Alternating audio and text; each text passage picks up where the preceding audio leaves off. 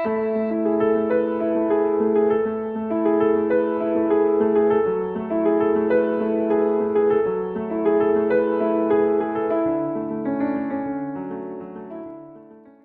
students, இன்றைக்கி நம்ம பார்க்க போகிற சம் என்னன்னு பார்த்தீங்கன்னா சாப்டர் 1ல் ரிலேஷன் அண்ட் ஃபங்க்ஷனில் எக்ஸாம்பிள் 1.6லேருந்து 1.9 வரை நம்ம கிளியராக பார்க்க போகிறோம். இது வந்து பார்த்திங்கன்னா நம்ம சாப்டர் 1ல் வந்து பார்த்திங்கன்னா 1.1லேருந்து 1.5 வரை நம்ம அப்டேட் பண்ணியிருப்போம். அதோட அப்படியே கண்டினியூஸ் தான், அப்படியே தொடர்ச்சியாக பார்த்தீங்கன்னா உங்களுக்கு ரொம்ப ரொம்ப ஈஸியாகவே புரியும். இனி அடுத்து வரக்கூடிய சம் எல்லாமே வந்து பார்த்திங்கன்னா ரொம்ப பேசிக் அண்ட் ஃபண்டமெண்டலாக இருக்கும். ஈஸியாக நீங்கள் மார்க் வாங்குறதுக்கு வாய்ப்புகளை ஏற்படுத்தும்.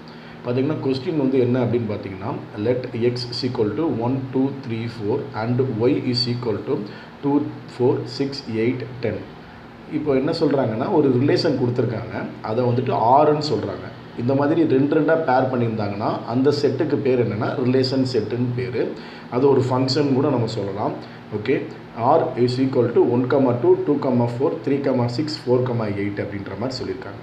ஃபஸ்ட்டு இந்த படத்தை நீங்கள் தெளிவாக பார்த்தீங்கன்னா ஒரு ஐடியா கிடைக்கும். இந்த படம் வந்து பார்த்திங்கன்னா இந்த ஃபிகர் 1.4 அப்படின்றது ரொம்ப ஒரு கிளியரான ஒரு அப்டேட்டு. இதை வந்துட்டு நீங்கள் பார்த்து பழகிக்கங்க. இது என்ன அப்படின்னு பார்த்தீங்கன்னா, எக்ஸ் அப்படின்ற செட்டு நமக்கு கொடுத்துருந்ததுனால, எக்ஸுன்ற செட் நம்ம கொடுத்ததுனால மொதல் ரவுண்டை வந்துட்டு நம்ம எலிப்ஸை வந்துட்டு எக்ஸ்ன்னு வச்சுக்கிறோம். ரெண்டாவது வந்துட்டு ஒய்ன்னு வச்சுட்டு எக்ஸில் இருக்கக்கூடிய எல்லா எலமெண்ட்டையும் நீங்கள் வரிசையாக எழுதிக்கணும். ஒய்யில் இருக்க எல்லா எலமெண்ட்டையும் வரிசையாக எழுதிக்கணும். பாருங்கள், இங்கே வந்துட்டு 1 2 3 4 எக்ஸில் இருந்துச்சு, 2 4 6 8 10 ஒய்யில் இருந்தது, அதை அப்படியே போட்டாச்சு. இந்த ஆறு ரிலேஷன் படி எப்படி பேர் பண்ணியிருக்காங்களோ அதே மாதிரி பேர் பண்ணுறோம். பாருங்கள், 1 to 2 1, 2ன்னு இருக்குது. அப்போ எக்ஸில் 1லேருந்து 2க்கு போகுதுன்ற மாதிரி 2க்கு போட்டு அந்த ஆரோ மார்க் கண்டிப்பாக போடணும். டாட் வைக்கிறோமோ இல்லையோ ஆரோ மார்க் கண்டிப்பாக போடணும். 1க்கும் 2க்கும் நடுவு 2க்கும் பக்கத்தில் டாட் இருக்கு இல்லையா, அது இருக்கோ இல்லையோ கண்டிப்பாக ஆறு அப்படின்றது முக்கியம். ஆரோ மார்க்கும் ரொம்ப இம்பார்ட்டண்ட். அதுக்கடுத்து 2, 4 2க்கு வந்து 4க்கு போகுது, அதே மாதிரி போட்டாச்சு. 3, 6 3லேருந்து 6 போட்டாச்சு. 4, 8 4லேருந்து 8 போட்டாச்சு. இப்போ என்னென்னா ஒரே ஒரு 10 மட்டும் ஒயில் வந்துட்டு நின்றுட்டுருக்கு. இப்போ அவங்க என்னென்ன கேட்டிருக்காங்க அப்படின்னு சொல்லி பார்த்தீங்கன்னா, so that R is a function, அது ஒரு ஃபங்க்ஷனாக எடுத்துக்கங்கன்ட்டாங்க. எஸ், அந்த ஒரு செட்டை வந்துட்டு ஃபங்க்ஷனாகவே எடுத்துக்கங்க அப்படின்ட்டாங்க. Okay, function and find it's domain, codomain and range அப்படின்னு சொல்லி சொல்கிறாங்க.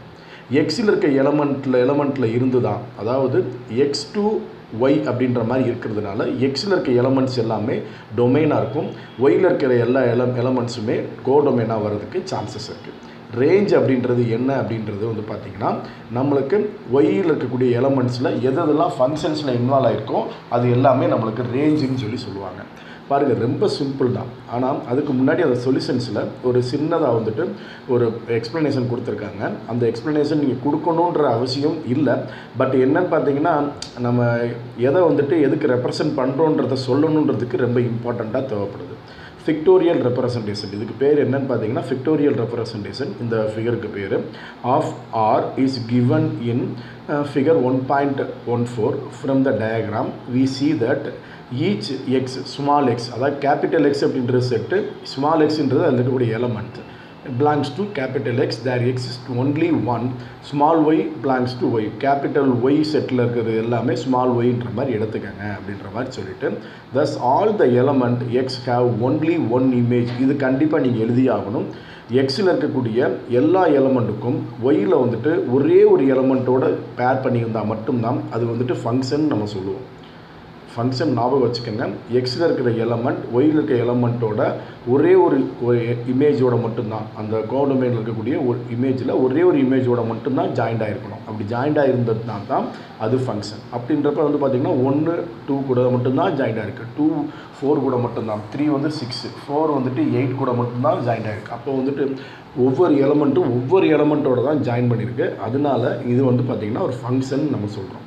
இப்போது இதிலேருந்து நம்மளுக்கு என்ன கிடைக்குதுன்னு பார்த்திங்கன்னா, டொமைன் நான் ஏற்கனவே சொன்ன மாதிரி எக்ஸில் இருக்க எலமெண்ட் எல்லாமே டொமைன், ஒயில் இருக்க எலமெண்ட் எல்லாமே பார்த்திங்கன்னா கோடொமைன். ரேஞ்ச் அப்படின்றது ஒயில் இருக்க எலமெண்ட்டில் எந்தெந்த எலமெண்ட் வந்துட்டு பேர் ஆகிருக்கோ அது மட்டும்தான் ரேஞ்சு. அப்போ வந்து 10 வந்துட்டு ரேஞ்சில் மட்டும் வராது, கோடொமைனில் வரக்கூடிய 10 ரேஞ்சில் வராது. சிம்பிள். அப்போது உங்களுக்கு இந்த சம்மில் ரொம்ப கிளியராக என்ன தெரிஞ்சிருக்குன்னா, டொமைன்னா என்ன, கோடொமைன்னா என்ன, ரேஞ்சுனா என்ன அப்படின்றத ரொம்ப தெளிவாக தெரிஞ்சிருக்கும். அதுக்கடுத்து பிக்டோரியல் ரெப்ரசன்டேஷனுமே கிளியராக உங்களுக்கு போட்டு கொடுத்துருக்கோம். சரி, குட்.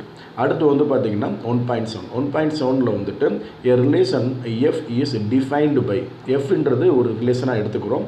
எப்படி இருக்குன்னு பார்த்தீங்கன்னா f of x is equal to x square minus 2. அதாவது எக்ஸுக்கு எந்த வேல்யூ வந்தாலுமே அதோட எஃப் ஆஃப் எக்ஸ் அப்படின்றது என்னன்னு பார்த்தீங்கன்னா கோடொமைனில் இருக்கக்கூடிய எலமெண்ட். எக்ஸுன்றது வந்து பார்த்திங்கன்னா நம்ம வந்துட்டு டொமைன், ஒய்ன்றது கோடொமைன் பார்த்த மாதிரி இங்கே வந்துட்டு எஃப்ன்றது வந்துட்டதுனால எக்ஸுன்றது டொமைனோட எலமெண்ட் அப்படின்னா எஃப் ஆஃப் எக்ஸ் அப்படின்றது கோடொமைனோட எலமெண்ட். இப்போ எக்ஸுன்றது இப்போ பார்த்தீங்கன்னா எக்ஸுன்ற மாதிரி நமக்கு இருக்குது அப்படின்னா கோடொமைன் எப்படி இருக்குன்னு பார்த்தீங்கன்னா அந்த எக்ஸை ஒரு ஸ்கொயர் பண்ணி -2 பண்ணால் எஃப் ஆஃப் எக்ஸ் அப்படின்ற மாதிரி சொல்கிறாங்க. அப்போது இது போக என்ன பண்ணிட்டாங்கன்னா எக்ஸ் வந்துட்டு என்னென்ன எலமெண்ட்டாக இருக்க வாய்ப்பு இருக்குதுன்னு சொல்லியிருக்காங்க. -2, -1, 0, 3 அப்படின்ற மாதிரி சொல்லியிருக்காங்க. இதிலேருந்து அவங்க என்ன கொஸ்டின் கேட்குறாங்கன்னா list the element of F, எஃபோட எலமெண்ட்ஸ் என்னென்ன இருக்குன்னு கேட்குறாங்க. இஸ் எஃப் ஏ ஃபங்க்ஷன், அதாவது எஃப் ஒரு ஃபங்க்ஷனாக இருக்குமா அப்படின்னு கேட்டிருக்காங்க. ஃபஸ்ட்டு நம்ம எஃபோட எலமெண்ட்ஸ் அப்புறம் கண்டுபிடிக்கலாம். எக்ஸ் வந்து பார்த்திங்கன்னா -2, -1, 0, 3 அப்படின்ற மாதிரி வேல்யூஸ் இருக்கிறதுனால அதை எஃப் ஆஃப் எக்ஸில் சப்ஸ்டிடியூஷன் பண்ணி நம்ம எஃபோட வேல்யூ எல்லாத்தையுமே கண்டுபிடிக்கணும். ஃபஸ்ட்டு வந்து பார்த்திங்கன்னா எஃப் ஆஃப் எக்ஸுக்கு பதிலாக எஃப் ஆஃப் -2 போடுறோம். அப்போது -2 இருக்குன்னா அந்த -2 வந்துட்டு ஸ்கொயர் பண்ணி -2ஆல் மைனஸ் பண்ணணும். அதுதான் அங்கே வந்துட்டு x² -1 அப்படின்னு சொன்னதோட வேல்யூ. அப்போது எக்ஸ் இருக்க இடத்துல -2 நம்ம சப்ஸ்டிட் பண்ணுறோம். எஃப் ஆஃப் எக்ஸில் எக்ஸ் இருக்க இடத்துல -2 சப்ஸ்டிட் பண்ணுறோம். அதனால் எஃப் ஆஃப் -2 ஈக்குவல் டு நமக்கு என்ன கிடைக்குதுன்னா x² இடத்துல -2 the whole square -2 கிடைக்குது. -2 the whole square is nothing but 4. 4 - 2 is equal to 2 அப்படின்ற மாதிரி ஃபஸ்ட்டு ஆன்சர் கிடச்சிருது எஃபோட ஃபஸ்ட்டு எலமெண்ட். ரெண்டாவது எக்ஸில் என்ன இருக்குதுன்னு பார்த்தீங்கன்னா -2க்கு அடுத்து -1 இருக்கிறதுனால -1 வந்துட்டு எக்ஸுக்கு பதிலாக சப்ஸ்டிடியூட் பண்ணும்போது F of -1 equal to -1 the whole square -2 is equal to -1 square பண்ண என்ன கிடைக்கும்னா 1 கிடைக்கும். 1 - 2 அப்படின்றப்ப வந்து பார்த்திங்கன்னா -1 தான் கிடைக்கும். 1 - 2 அப்படின்றதுனால. அதுக்கடுத்து வந்து பார்த்திங்கன்னா மூணாவது எலமெண்ட் எக்ஸில் என்ன கொடுத்துருக்காங்கன்னா 0ன்னு கொடுத்துருக்காங்க. அதனால எஃப் ஆஃப் 0 கண்டுபிடிக்கிறாங்க. அந்த செகண்ட் லைனில் பாருங்கள் 0 போட்டிருக்காங்க. F of 0 is equal to 0² -2. 0² 0 தான். 0 - 2 இஸ் நத்திங் பட் -2. எஸ், முடிஞ்சு. அடுத்து ஃபோர்த் எலமெண்ட் எக்ஸில் என்ன இருக்குன்னா 0க்கு அடுத்து 3 இருக்குது. அப்போ F of 3 is equal to 3² -2ன்னு போடும்போது 3² வேல்யூ 9. 9 - 2 என்னென்னா 7 அப்படின்ற மாதிரி கிடைக்குது. அப்போது இங்கே வந்து பார்த்திங்கன்னா -2ன்னு எக்ஸ் இருக்கும்போது நம்மளுக்கு எஃபோட வேல்யூ +2ன்னு கிடச்சிருக்கு. -1ன்றப்போ -1ன்னு கிடச்சிருக்கு. 0 அப்படின்றப்போ -2 கிடச்சிருக்கு. 3ன்றப்போ 7 கிடச்சிருக்கு. அதை அப்படியே பேர் பண்ணிங்கன்னா அதுதான் வந்து பார்த்திங்கன்னா அந்த ரிலேஷனோட செட்டு. அதனால் எஃப் இஸ் ஈக்குவல் டு -2, -2, -1, -1, 0, -2, 3, 7ன்ற மாதிரி எழுதியிருக்காங்க. இது உங்களுக்கு புரியும்னு நினைக்கிறேன். அதுக்கடுத்து என்ன சொல்லியிருக்காங்கன்னு பார்த்தீங்கன்னா இது ஒரு ஃபங்க்ஷனாக அப்படின்னு சொல்லி பார்க்கும்போது we note that each element domain of x has unique image. நான் ஏற்கனவே சொல்லியிருக்கேன். இப்போது நம்ம டொமைனில் இருக்கக்கூடிய -2 2ஓட ஜாயிண்ட் ஆகிருக்கு. அதே மாதிரி வந்து பார்த்திங்கன்னா அடுத்து இருக்கக்கூடிய -1 -1ஓட ஜாயிண்ட் ஆகிருக்கு. அடுத்து 0 -2ஓட ஜாயிண்ட் ஆகிருக்கு. 3 வந்துட்டு 7ஓட ஜாயிண்ட் ஆகிருக்கு. இது பூரா பார்த்திங்கன்னா எந்த ஒரு டொமைன் எலமெண்ட்டுமே ஒரே இப்போ 2னா 2லேயே போய் ஜாயிண்ட் ஆகலை. -1னா -1லேயே போய் ஜாயிண்ட் ஆகலை. ஒவ்வொன்றுமே டிஃப்ரெண்ட்டான எலமெண்ட்டோட ஜாயின் பண்ணியிருக்கிறதுனால இது வந்து பார்த்திங்கன்னா we note that each element in domain of x of y has unique image இருக்கிறதுனால therefore f is a function அப்படின்னு சொல்லி முடிக்கிறாங்க. அப்போ இதுவுமே உங்களுக்கு புரிஞ்சிருக்கும். இதுக்கடுத்து வந்து பார்த்திங்கன்னா 1.8 ரொம்ப ஈஸியான ஒரு சம். எக்ஸுக்கு கொடுத்துருக்காங்க ஒரு செட்டு -5, 1, 3, 4. ஒய் கொடுத்துருக்காங்க ABC அப்படின்ட்டு. then which of the following relations are the function from x to y? இது மாதிரி வந்து பார்த்திங்கன்னா என்ன கேட்குறாங்கன்னா x to y பார்க்கும்போது கீழே கொடுத்துருக்கக்கூடிய அந்த ஃபங்க்ஷன்ஸில் எந்த ஃபங்க்ஷன்ஸ் வந்துட்டு உண்மையிலே அது ஃபங்க்ஷன் அப்படின்ற மாதிரி ப்ரூஃப் பண்ண சொல்லி கேட்குறாங்க. இது பார்த்த உடனே நம்மளுக்கு என்ன மாதிரி தெரியுது அப்படின்னு பார்த்திங்கன்னா ஏற்கனவே இதே மாதிரியான ஒரு சம் நம்ம பார்த்துருக்கோம். அதே மாதிரி தான் இதுவுமே. முதல்ல நீங்கள் படத்தை ரொம்ப தெளிவாக போட்டுக்கணும். இங்கே பாருங்கள், பிக்டோரியல் இமேஜ் வந்துட்டு 1.15 அழகாக கொடுத்துருக்காங்க. எக்ஸில் வந்து பார்த்திங்கன்னா -5 1 3 4ன்னு எழுதிட்டு ஏபிசியை எழுதிட்டாங்க, எழுதி முடிச்சிட்டாங்க. இதுக்கப்புறமேட்டு இதோட ஃபங்க்ஷன்ஸை வந்துட்டு ஒவ்வொன்றுக்கும் ஒவ்வொரு பிக்டோரியல் இமேஜ் வரும். இங்கே வந்து பார்த்திங்கன்னா 1 2 3ன்னு 3 ரிலேஷன்ஸ் கொடுத்துருக்காங்க. R1 R2 R3 அப்படின்ற மாதிரி கொடுத்துருக்காங்க. அதனால் எல்லாத்துக்கும் பிக்டோரியல் போட்டுருங்க. அந்த R1 பொறுத்து அந்த ஆரோ மார்க் போடுங்க. அது வரையும் ஆரோ மார்க் நீங்களாக போடக்கூடாது, சரிங்களா? இப்போ ஃபஸ்ட்டு R1 அப்படின்றத எடுத்துக்கிறாங்க. R1 என்னவா இருக்குதுன்னு பார்த்தீங்கன்னா R1 -5, A அப்படின்ற மாதிரி இருக்குது. அப்போ -5லேருந்து Aக்கு அந்த கோடை போடணும். அதுக்கடுத்து வந்து பார்த்திங்கன்னா 1, A அப்படின்ற மாதிரி இருக்குது. அப்போ 1லேருந்து Aக்கு போடுறோம். 3, B அப்படின்ற மாதிரி இருக்குது. அப்போ 3லேருந்து Bக்கு போடுறோம், சரியா? இப்போ இதில் பார்த்தீங்கன்னா எக்ஸில் இருக்கக்கூடிய எல்லா எலமெண்ட்டுக்கும் டிஃப்ரெண்ட்டான எலமெண்ட்டோட ஜாயிண்ட் இருக்குமான்னு பார்த்தீங்கன்னா இல்லை. என்ன ரீசன் அப்படின்னு பார்த்தீங்கன்னா -5ம் 1ம் ஏவோட ஜாயிண்டாக இருக்குது, ஓகேங்களா? அப்போ இது ஒரு ஃபங்க்ஷன் கிடையாது அப்படின்ற மாதிரி சொல்கிறோம். அதான் we may represent the relation R1 in a diagram, arrow diagram. R is not a function because என்ன அப்படின்னு பார்த்தீங்கன்னா எஸ், இன்னொரு விஷயமும் இருக்குது. எக்ஸில் இருக்கக்கூடிய எலமெண்ட்டில் 4 அப்படின்றதுக்கு எந்த ஒரு இமேஜுமே எக்ஸில் ஒய்யில் இல்லை. அது ஒரு பெரிய மைனஸ் பாயிண்ட். அது ஒன்று இருக்கிறதுனால கன்ஃபார்ம் எடுத்தோடனே பார்த்தோன்னே கண்டுபிடிச்சிடலாம். இந்த இருக்கக்கூடிய எலமெண்ட்ஸில் எதுக்காவது ஒன்றுக்கு வந்துட்டு அங்கே இமேஜ் இல்லாட்டினா கூட அது ஃபங்க்ஷனே கிடையாது.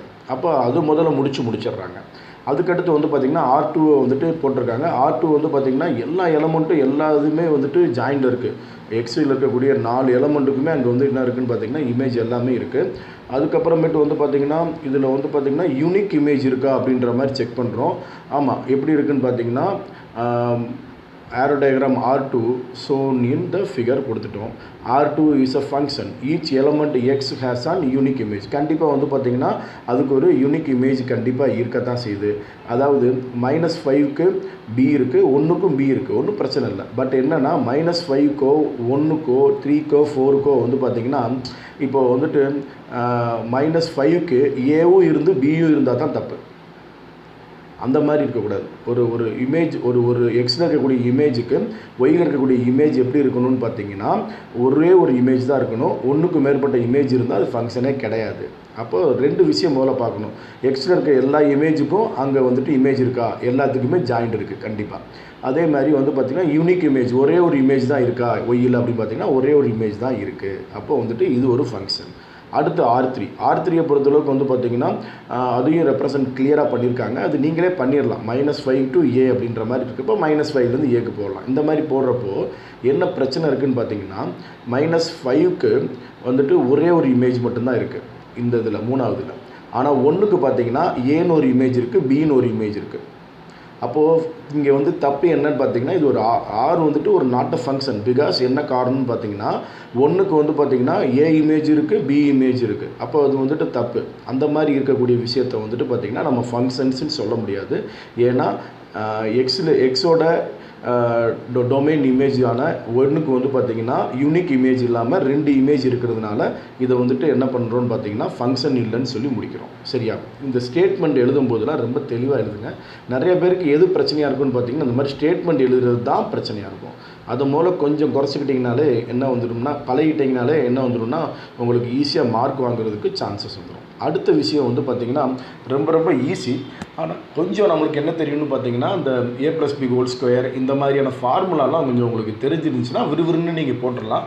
அதனால கொஞ்சம் ஃபார்முலாவை மறந்துட்டவங்க ஃபார்முலாவை ஞாபகப்படுத்தி பார்த்துக்கோங்க. அதே மாதிரி ஃபார்முலா தெரிஞ்சவங்க விறுவிறுன்னு சம்ம போடுறதுக்கு நீங்கள் பிளான் பண்ணிக்கலாம். கொஞ்சம் நீங்கள் வந்துட்டு இந்த ஸ்கொயர் இதெல்லாம் கொஞ்சம் கான்செப்ட்லாம் கொஞ்சம் கொண்டு போக வேண்டி இருக்கும், சரியா? இப்போ பார்த்தீங்கன்னா 1.9 given f of x is equal to 2x minus x² அப்படின்றது கொடுத்துருக்காங்க. ஃபைண்ட் f of 1 கேட்டிருக்காங்க, f of x plus 1 கேட்டிருக்காங்க, f of xஐயும் f of 1ஐயும் ஆட் பண்ணி ப்ளஸ் பண்ணி கேட்டிருக்காங்க. இது வந்து பார்த்தீங்கன்னா என்ன அப்படின்னா f of 1ன்னு என்ன அர்த்தம்னா x இருக்க வேண்டிய இடத்துல 1 இருக்கணும்னு அர்த்தம். f of x plus 1 என்ன அர்த்தம்னா x இருக்க வேண்டிய இடத்துல x plus 1 இருக்கணும்னு அர்த்தம். அதே மாதிரி f of x முதல் கண்டுபிடிக்கணும், அப்புறம் f of 1 ஆல்ரெடி கண்டுபிடிச்சதை அதோட ஆட் பண்ணால் போதும் அப்படின்ற மாதிரி இருக்குது. ரொம்ப சிம்பிள். இதில் பார்த்தீங்கன்னா first replacing x with 1. f of x இருக்க இடத்துல 1 கொடுக்குறோம். எஃப் ஆஃப் ஒன்றுன்னு வந்துடுது. 2x மைனஸ் எக்ஸ் ஸ்கொயர்டு வந்துட்டு 2 × 1 மைனஸ் 1 ஸ்கொயர் அப்படின்ற மாதிரி வரும்போது 2 மைனஸ் 1 = 1ன்னு கிடச்சிருது. இது போக replacing X with X plus 1 அடுத்ததுக்கு ரெண்டாவது கொஸ்டினுக்காக. அப்போது எஃப் ஆஃப் எக்ஸுக்கு பதில் எஃப் ஆஃப் எக்ஸ் ப்ளஸ் 1ன்னு வந்துடுது. 2xக்கு பதில் 2 × x ப்ளஸ் 1ன்னு வந்துடுது. மைனஸ் எக்ஸ் ஸ்கொயர்டுக்கு பதில் எக்ஸ் ப்ளஸ் 1 தான் ஹோல் ஸ்கொயர் அப்படின்ற மாதிரி கிடச்சிருது. இப்போ 2 × x ப்ளஸ் 1 உள்ள மல்டிபிள் பண்ணோம்னா 2 × x 2x ப்ளஸ் 1 × 2 2 அது வந்துருச்சு. எக்ஸ் ப்ளஸ் 1 ஹோல் ஸ்கொயரை வந்துட்டு a + b ஹோல் ஸ்கொயர் ஃபார்மெட்டுக்கு விரிச்சு எழுதணும். X square plus 2x plus 1 இதில் மைனஸை உள்ளே கொண்டு போயிட்டு நீங்கள் வந்துட்டு கேன்சல் பண்ணி பார்த்தீங்கன்னா மைனஸ் எக்ஸ் ஸ்கொயர் ப்ளஸ் 1 அப்படின்ற மாதிரி கிடைக்கும். அதோட ஆன்சர் முடிஞ்சிருச்சு. இப்போ F of X plus F of 1 அப்படின்ற மூணாவது விஷயத்தை போடணும் அப்படின்னா எஃப் ஆஃப் 1 ஆல்ரெடி நமக்கு ஒன்றாவது சம்லேயே நமக்கு ஒன்றாவது பார்ட்லேயே போட்டு முடிச்சிருக்கோம். அதனால் அதை எடுத்துக்கலாம். எஃப் ஆஃப் 1 வந்துட்டு 1ன்னு வந்திருக்கு, அதவே நம்ம எடுத்துக்கலாம். எஃப் ஆஃப் எக்ஸை வந்து பார்த்திங்கன்னா நம்ம இங்கே கண்டுபிடிக்கணும். எஃப் ஆஃப் எக்ஸ் வந்து பார்த்திங்கன்னா என்ன அப்படின்னு பார்த்தீங்கன்னா எஃப் ஆஃப் எக்ஸ் அப்படின்றதுக்கு இடத்துல நம்ம வந்துட்டு நார்மலாக அங்கே எஃப் ஆஃப் எக்ஸ் என்ன இருக்கோ அதை தான் நம்ம எழுதணும். எஃப் ஆஃப் 1 அப்படின்றது 1 தான், அதை அப்படியே எழுதிக்கலாம். அப்போ 2x minus X square plus 1 அப்படின்ற மாதிரி இருக்கும். எடுத்தோடனே எக்ஸ் ஸ்கொயர் எழுதுங்க, அடுத்து வந்துட்டு எக்ஸ் எழுதுங்க, அடுத்து கான்ஸ்டண்ட்டை எழுதுங்க. அந்த மாதிரி வரிசையாக எழுதும்போது minus X square plus 2x plus 1 அப்படின்ற மாதிரி அப்டேட் ஆகிருக்கு. இதிலேருந்து சில நோட் சொல்லியிருக்காங்க. அந்த நோட் வந்து பார்த்திங்கன்னா ஒன்றும் இல்லை. இப்போ நம்ம எஃப் ஆஃப் எக்ஸ் ப்ளஸ் 1 நம்ம கண்டுபிடிச்சிருக்கோம். மைனஸ் எக்ஸ் ஸ்கொயர்டு ப்ளஸ் 1 அப்படின்ற மாதிரி ரெண்டாவது பார்ட்டில் கண்டுபிடிச்சிருக்கோம். ஆனால் இது வந்து பார்த்திங்கன்னா F of X plus F of 1ன்னு சொல்லி தனித்தனியாக வந்துட்டு நம்ம போடும்போது வரக்கூடிய வேல்யூ அதே வேல்யூ வரல. X squared plus 2x plus 1 அப்படின்ற மாதிரி வந்திருக்கே தவிர அது செகண்டில் வந்திருக்க ஆன்சர் வரல. அதனால் என்ன சொல்கிறாங்கன்னு பார்த்தீங்கன்னா in general F of a + b is not equal to F of a + F of பின்னு சொல்லியிருக்காங்க. அது ஒன்றும் நோட் பண்ணிக்க வேண்டிய விஷயந்தான், வேறு ஒன்றும் இல்லை. சரிங்களா? இப்போது இந்த வீடியோ உங்களுக்கு பிடிச்சிருந்தால் லைக் பண்ணுங்கள், உங்கள் ஃப்ரெண்ட்ஸ் எல்லாத்துக்குமே ஷேர் பண்ணுங்கள். உங்களுக்கு வேறு என்னென்ன அப்டேட் வேணுமோ அது எல்லாத்துக்குமே என்ன பண்ணுங்கன்னா கமெண்ட் பண்ணுங்கள். உங்களோட எங்களோட சேனலோட மெம்பர்ஷிப்பில் ஜாயின் பண்ணுங்கள். உங்களுக்கு வந்து பார்த்திங்கன்னா இதிலே இருக்கக்கூடிய இல்லுஸ்ட்ரேஷன் கொஸ்டின்ஸு, எக்ஸசைஸ் கொஸ்டின்ஸு, அது போக என்னென்னா இண்டிவிஜுவலாக வந்துட்டு எக்ஸாம்ஸ்க்கு ப்ரிப்பேர்ட் ஆகிற மாதிரியான டெஸ்ட்டு, ஆன்லைன் டெஸ்ட்டு எல்லாமே நாங்கள் வந்துட்டு அதில் ஆர்கனைஸ் பண்ணுறோம். அதில் மெம்பர்ஷிப்பில் இருக்கக்கூடிய பீப்புள்ஸ்க்கு மட்டும்தான் நாங்கள் பண்ணுறோம். அதனால் வந்து மெம்பர்ஷிப்பில் ஆட் ஆகுங்க. ரொம்ப குறைச்ச சப்ஸ்கிரிப்ஷன் தான். நீட்டாக நீங்கள் வந்துட்டு உங்களுக்கு யூஸ்ஃபுல்லான விஷயங்கள் நிறையா இருக்கும். அது போக வந்து பார்த்திங்கன்னா நாங்கள் முன்னிருக்க வீடியோவில் சொன்ன மாதிரி இங்கிலீஷ் கிராமர், அதுக்கப்புறமேட்டு வந்து பார்த்திங்கன்னா சயின்ஸில் இருக்கக்கூடிய சில முக்கியமான தியரம்ஸு, அதுக்கப்புறம் சோசியல் சயின்ஸு, இது போக வந்து பார்த்திங்கன்னா தமிழில் இருக்கக்கூடிய செய்யுள், மனப்பாட பகுதி, இலக்கண பகுதி, இது எல்லாத்தையுமே உங்களுக்கு என்ன பார்த்திங்கன்னா கிளியராக வந்துட்டு எக்ஸ்பிளைன் பண்ணுறதுக்கும் அந்த மெம்பர்ஷிப்பாக இருக்கக்கூடிய பீப்புள்ஸ்க்கு மட்டும்தான் கிடைக்கும். அதனால் அதை பண்ணுங்கள். உங்களுக்கு வந்து பார்த்திங்கன்னா அது ஒரு இன்வெஸ்ட்மெண்ட், அது வந்துட்டு ஒரு செலவு நினைக்க தேவையில்லை, ஒரு இன்வெஸ்ட்மெண்ட் தான். பண்ணுங்கள். Thank you. Subscribe now and press the bell icon. Never miss an update.